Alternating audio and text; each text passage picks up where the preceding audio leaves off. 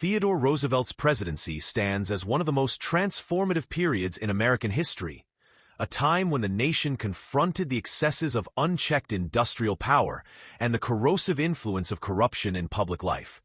And at the center of his vision for reform was what he called the Square Deal, a promise of fairness, justice, and balance between capital, labor, and the public good. Roosevelt, a man of boundless energy, fierce determination, and unshakable moral conviction, believed that government must serve as a guardian of the people, not a servant of special interests, and throughout his years in office, he dedicated himself to the fight against powerful trusts and the entrenched corruption that threatened the very foundations of American democracy. At the dawn of the 20th century, the United States was undergoing massive industrial expansion, with railroads, oil companies, steel manufacturers, and financial conglomerates amassing unprecedented wealth and influence. These corporations, often referred to as trusts, dominated entire industries, eliminating competition and manipulating markets, and with their immense financial resources they wielded disproportionate power over politicians, courts, and even the press. Ordinary citizens, farmers, and workers felt increasingly powerless as the concentration of wealth and influence in the hands of a few magnates. Men like J.P. Morgan, John D. Rockefeller, and other titans of industry seemed to render democracy itself hollow. Into this climate stepped Theodore Roosevelt, who became president in 1901 after the assassination of William McKinley. Though only 42 years old, Roosevelt was no stranger to politics or reform, and he brought to the White House a belief that the federal government had not only the right but the duty to curb abuses of power. His philosophy was rooted in the idea that every American deserved a square deal, a fair chance in life regardless of wealth or status, and this meant ensuring that the rules of economic and political competition were not stacked in favor of the few. The Square Deal was not a call for radical redistribution of wealth or socialist revolution. Roosevelt respected property rights and admired honest enterprise, but he despised dishonesty, exploitation, and the kind of corruption that allowed vast corporations to bend the nation's laws to their will. His fight began in earnest with his crusade against the trusts. Although previous administrations had passed the Sherman Antitrust Act of 1890, the law had rarely been enforced with vigor. Roosevelt changed that. He declared that while not all big businesses were bad, those that operated unfairly, restrained trade, or exploited workers and consumers would be prosecuted. In 1902, his administration took the bold step of filing a lawsuit against the Northern Securities Company, a railroad monopoly created by J.P. Morgan and other financiers that threatened to dominate transportation in the Northwest.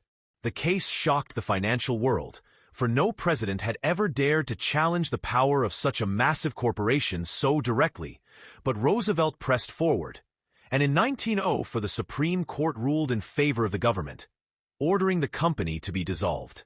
This victory established Roosevelt as a trustbuster, and signaled that no corporation, no matter how powerful, stood above the law. Roosevelt's fight against corruption extended beyond the trusts to the political system itself. He despised the backroom deals and machine politics that dominated many states and cities, and he used his position to rally public opinion against such practices.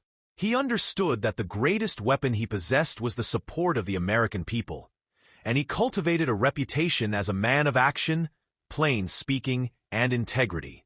He used the presidency as a bully pulpit, a platform from which to shape public debate, denounce corruption, and demand accountability.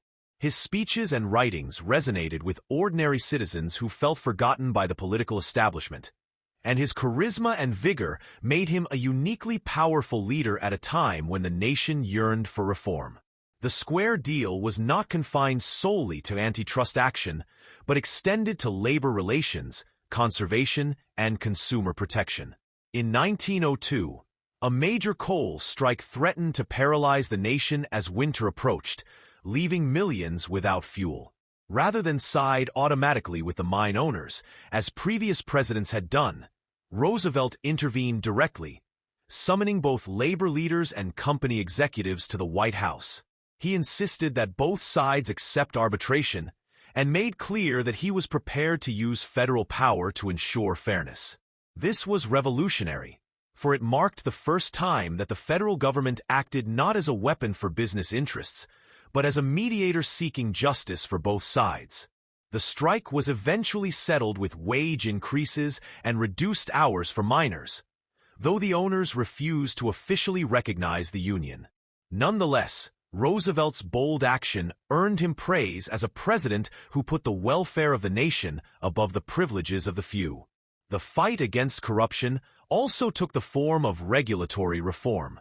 Roosevelt recognized that modern industrial society required rules to protect consumers, workers, and the environment. He pushed Congress to strengthen the Interstate Commerce Commission so it could regulate railroads more effectively, curbing unfair rates and secret rebates that favored large shippers over small farmers. He supported the Elkins Act of 1903 and the Hepburn Act of 1906, both of which expanded the government's ability to oversee transportation industries and prevent abuses. Roosevelt also championed the cause of consumer protection. In an age when food and medicine were often adulterated, mislabeled, or outright dangerous, public outrage was mounting, fueled by exposés such as Upton Sinclair's novel The Jungle, which revealed appalling conditions in the meatpacking industry. Roosevelt responded by supporting and signing into law the Pure Food and Drug Act and the Meat Inspection Act in 1906, measures that established federal oversight to ensure safety and honesty in the nation's food supply. These laws became cornerstones of modern consumer protection and demonstrated Roosevelt's commitment to the principle that ordinary citizens deserve protection from powerful interests that put profit above human health. Conservation was another dimension of the Square Deal. Roosevelt believed that corruption and greed not only poisoned politics, but also squandered the nation's natural resources, which he viewed as a sacred trust for future generations. Under his leadership, millions of acres of land were set aside as national forests, wildlife refuges, and protected parks. He expanded the national park system, created the United States Forest Service, and championed the idea that government had a duty to manage natural resources wisely, balancing development with preservation. For Roosevelt, this was an extension of fairness, ensuring that the bounty of the land was not monopolized by a few, but preserved for the enjoyment and benefit of all Americans. Through all these efforts, Roosevelt redefined the presidency and reshaped the relationship between government, business, and society. His Square Deal was not about punishing wealth, but about ensuring honesty, fairness, and accountability. He recognized that industrialization and modern capitalism were irreversible forces, but he refused to accept that they should dominate unchecked. He believed deeply that government had to act as an umpire, enforcing rules that allowed competition and innovation while protecting the weak from exploitation. Roosevelt's fight against trusts and corruption also carried political risks. Powerful business interests denounced him as radical, and even some within his own Republican Party accused him of betraying conservative principles. Yet Roosevelt's immense popularity with the public, his ability to harness public opinion, and his personal courage enabled him to withstand such attacks. He understood that reform was not possible without conflict, and that challenging entrenched power required boldness. His willingness to act decisively and confront great interests head-on distinguished him from predecessors who had allowed corruption and monopoly to flourish unchecked. The legacy of the Square Deal is profound. Roosevelt's presidency marked a turning point in American political life, laying the groundwork for the progressive era and demonstrating that the federal government could serve as a counterbalance to corporate power. His enforcement of antitrust laws established the principle that no corporation was above the law. His consumer protection measures safeguarded public health. His conservation efforts preserved natural treasures for generations. And his insistence on fairness in labor disputes set a new standard for government responsibility in industrial society. More than a century later, Roosevelt's words and actions continue to inspire debates about the balance between government and business, the rights of workers and consumers, and the meaning of justice in a democratic society. His Square Deal was not a final solution but a philosophy, a declaration that fairness must be the guiding principle of public policy. By fighting against trusts and corruption, Roosevelt gave substance to that ideal, proving that courage, integrity, and vision can reshape a nation. As we look back on Theodore Roosevelt's fight for the Square Deal, we see the portrait of a leader who refused to accept the domination of special interests, who believed in the power of government to serve the people, and who recognized that democracy itself depends on fairness, honesty, and accountability. His legacy endures not only in the laws he championed and the lands he preserved, but in the very idea that leadership must mean service to the many, not privilege for the few.